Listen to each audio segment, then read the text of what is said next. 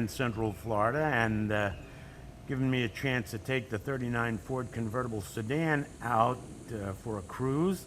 And we'll take a walk around it, show everybody this car. This particular car has had a repaint. It was originally a non-Ford color. It still is. I wanted to paint it Coach Maroon Bright, but every time I went to a car show, all the 39 and 40 Fords that were there that were painted Coach Maroon Bright, none of them were the same color. So the color that's on this car is actually a 2005 Porsche Black Cherry Metallic, and it mimics a lot of the characteristics of the original Ford Coach Maroon Bright, so we opted to go with this.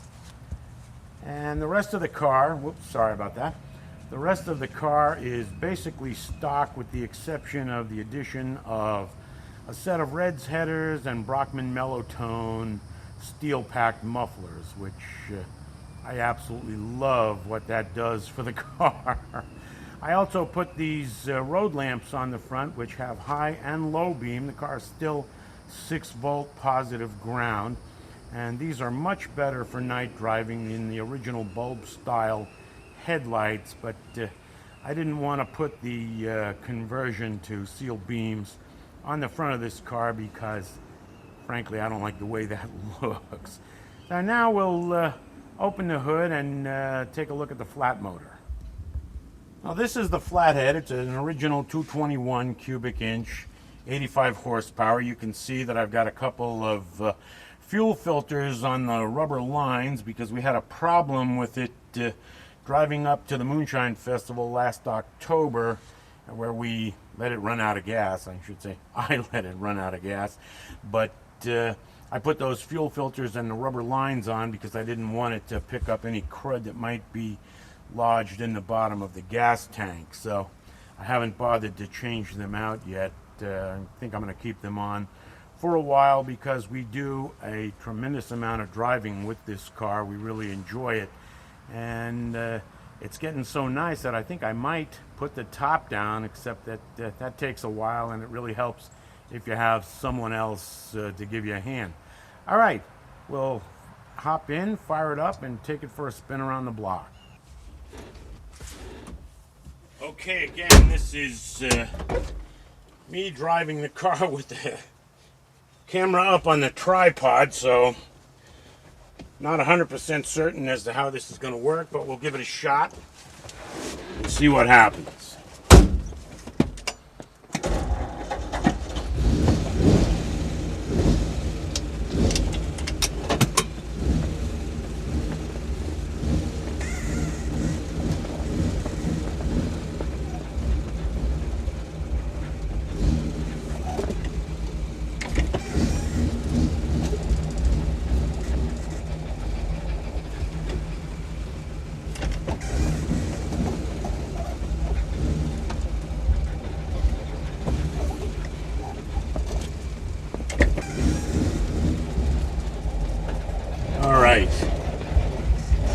We'll take this one around the block the same trip we took the Lincoln Zephyr the other day.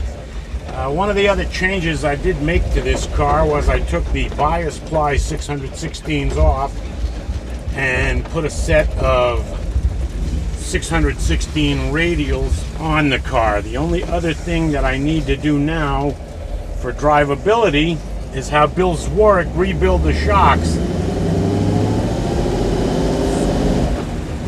These are the original shocks to the car as far as I can tell, and I seriously doubt that they've ever been taken off or looked at, or maybe not even adjusted. So that'll be the next project with the 39, and then the final thing with it is we will redo the upholstery, because this upholstery was put in sometime, I think, in the late 50s, early 60s, and it's showing signs of wear. So I'm not going to do it as original, though. I'm going to do a little 50s style two-tone tuck and roll, put it together that way. So, like I said, we drive this car all over. It's probably the best of all our antique cars in terms of drivability and comfort and roadability.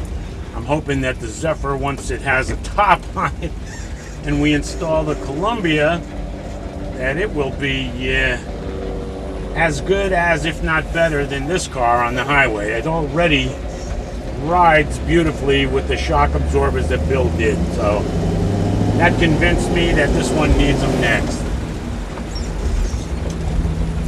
Alright, and hopefully the camera is going to remain stationary, not fall over this time going around a corner.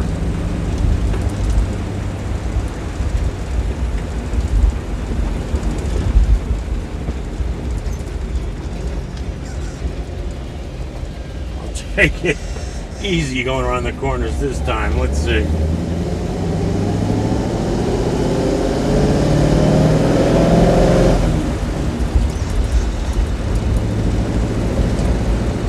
I don't know if you can hear the Brockmans, but they're absolutely fabulous. I've got them on every flathead that we own, the steel pack Brockmans, with the exception of the Lincoln Zephyr V12. That's got the stock exhaust on it. That's whisper quiet, so I want to keep that one that way.